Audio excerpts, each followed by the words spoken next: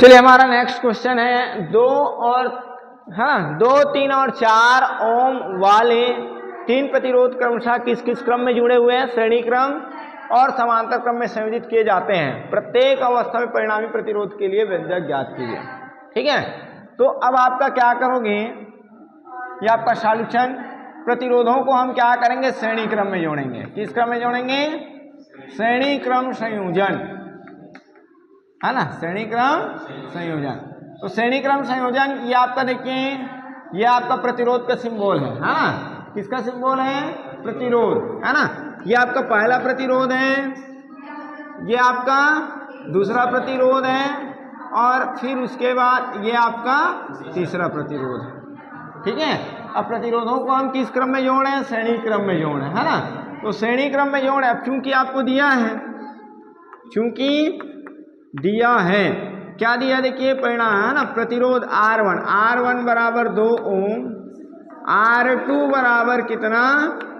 3 ओम, sorry R3 बराबर 4 ओम, ये दिया गया है, ये दिया गया है ना। अब परिणामी प्रतिरोध क्या लिखेंगे? परिणामी प्रतिरोध R हो तो, ठीक है, परिणामी प्रतिरोध क्या हो? R हो तो आपके पास यहाँ पर, अभी हम थोड़ी देर पहले पढ़े थे संधारित्रों का संयोजन, है ना। तो जो संधारित्रों के संयोजन में समांतर क्रम में आ रहा था वो किस में आएगा? श्रेणी क्रम में आएगा। क्लियर है? तो यहाँ पर, वहां पर संधारित्र में क्या था? C बराबर C1 plus C2 plus C3, यहाँ पर आपका R बराबर आएगा R1 plus R2 plus R3। मानों को रखिए, है ना। तो R1 की वैल्यू कितना है? 2 ओम, R2 की वैल्यू 3 ओम, और R3 की वैल्यू क्या है? 4 ओम। तो R इज इक्वल क्या हो जाएगा? 4 3 7, 7 और 2 9 ओम। ठीक है, तो यहाँ पर क्या हो जाएगा देखिए, प्रतिरोधों को श्रेणी क्रम में संयोजित करने पर आपका परिणामी प्रतिरोध कितना आ जाएगा? 9 ओम। अब हम क्या करते हैं देखिए, नेक्स्ट समांतर क्रम में जोड़ते हैं। समांतर क्रम संयोजन, है ना, समांतर क्रम संयोजन। तो हमको क्या करना पड़ेगा? ये आपका प्रतिरोध है, देखिए ये आपका क्या है? प्रतिरोध है ना। तो प्रतिरोध के पहले सिरे को क्या करेंगे? किसी एक बिंदु से, और दूसरे सिरे को किसी दूसरे बिंदु से संयोजित करेंगे, इस तरह से। ठीक है, फिर ये आपका क्या हो जाएगा? R1 R2 R3। सवाल हमारा वही है, और हमको स्पष्ट बोल दिया गया है किस क्रम में संयोजित किया जाता है? श्रेणी क्रम में संयोजित किया जाता है और समांतर क्रम में, है ना। तब यहाँ पर देखिए, यहाँ पर भी दोनों के लिए आपके पास, है ना, समांतर क्रम संयोजन में तब आपका परिणामी प्रतिरोध 1/R बराबर, मैं डायरेक्ट बता रहा हूँ इसको, ठीक है, स्मॉल दिया है करके नहीं लिख रहे, क्योंकि हम यहाँ पर लिख लिए हैं, है ना। समांतर क्रम संयोजन में परिणामी प्रतिरोध क्या होगा? का व्युत्क्रम प्रत्येक प्रतिरोधों के व्युत्क्रमों के बीजीय योग के क्या होता है? बराबर होता है। क्लियर है? तो आपका हो जाएगा देखिए 1/R इज इक्वल फिर 1/2 प्लस 1/3 प्लस 1/4। वही है, देखिए सेम कर रहे हैं ना, केवल क्या हो जा रहा है? क्रम चेंज हो जा रहा है। कैसे क्रम चेंज हो जा रहा है?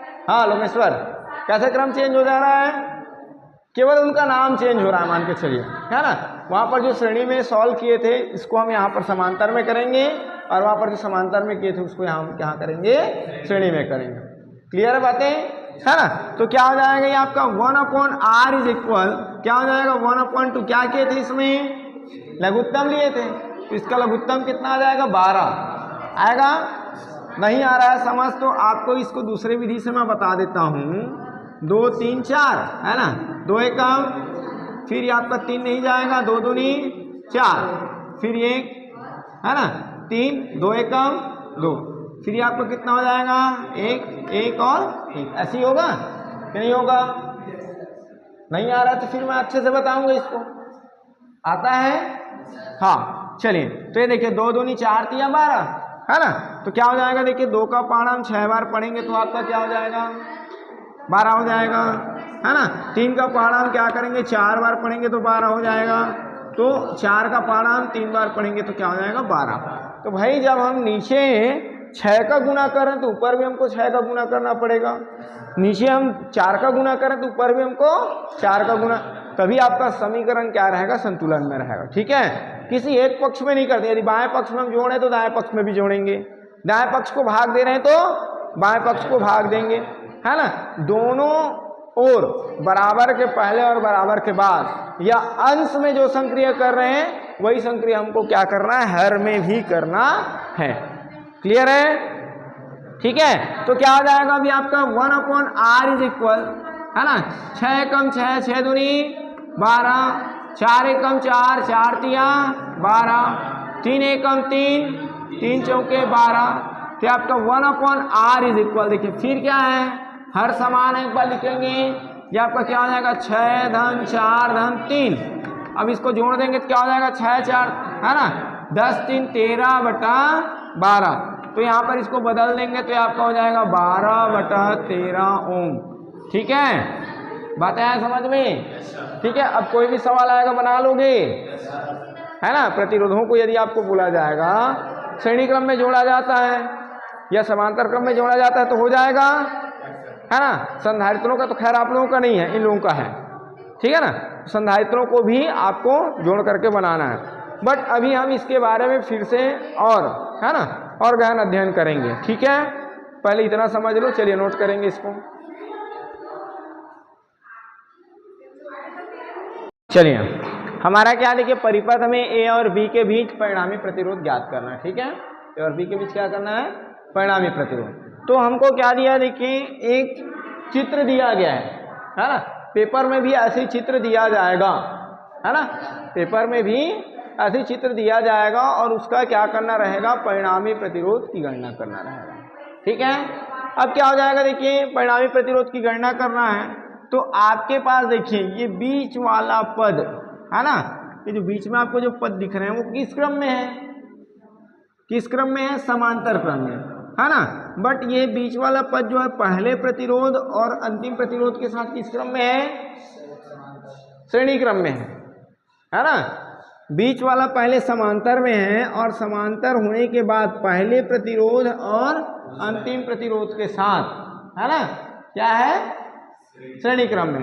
तो पहले हम यहाँ पर देखिए इसको R1, इसको R2, R3 और R4 ऐसे डिनोट कर लेते हैं। ठीक है, अब यहाँ पर क्या है, देखिए चूंकि दिया है, इसको ध्यान से देखेंगे क्योंकि सवाल ऐसे ही आता है, सामान्य नहीं आएगा आपका, है ना, हल करने का जो आएगा वो सामान्य नहीं आता है आपका। ठीक है, ऐसे थोड़ा सा डिफिकल्ट आता है कि हम किसको क्या करें, है ना, यदि आप समझ जाओगे तो इजी हो जाएगा। ठीक है, तो यहाँ पर देखिए R1 की वैल्यू कितना है, 1.5 ओम है। R2 की वैल्यू कितना है, R2 और R3 यहाँ पर ऐसे कर सकते हैं, देखिए R1 और R4 इज इक्वल्स टू 1.5 ओम। ठीक है, R2 is equals to R3 is equals to 3 ohm. ठीक है ना, R2 R3।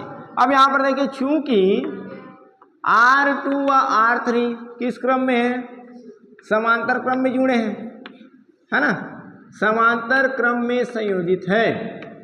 ठीक है, समांतर क्रम में जुड़े हैं, लिख लो चलो, या संयोजित है ना।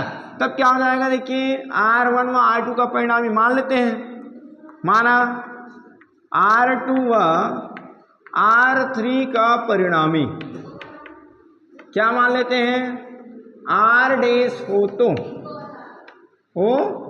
तो समांतर क्रम संयोजन में क्या होता है Lomeshwar, 1/r is equals to 1/r1 plus 1/r2, है ना। तो क्या क्या जुड़ा हुआ है, देखिए R2 जुड़ा हुआ है और R3 जुड़ा हुआ है, इसका परिणामी हम क्या लिए हैं, R डैश।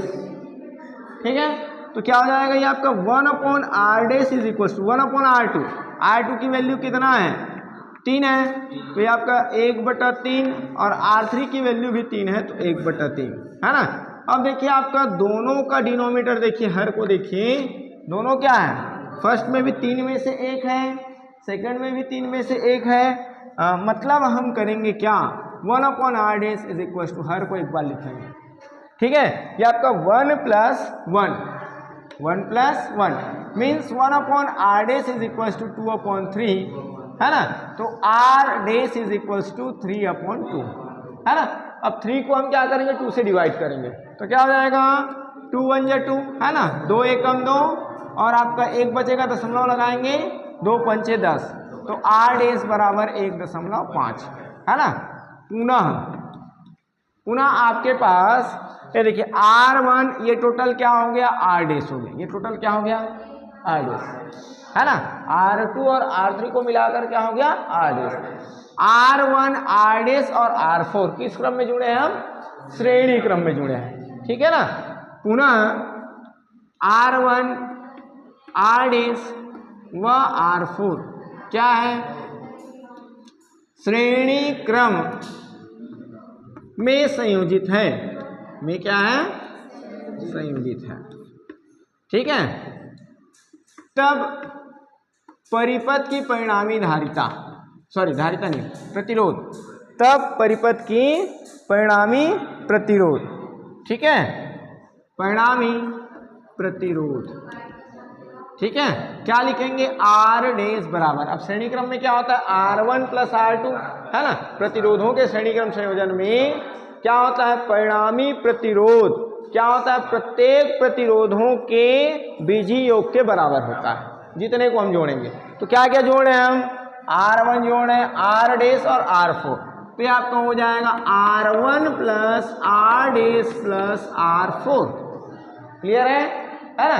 तो ये आपका हो जाएगा देखिए r इज इक्वल r1 की वैल्यू कितना है ये देखिए 1.5 है ना, r' की वैल्यू भी आया है 1.5 और r4 की वैल्यू भी कितना है 1.5, ठीक है।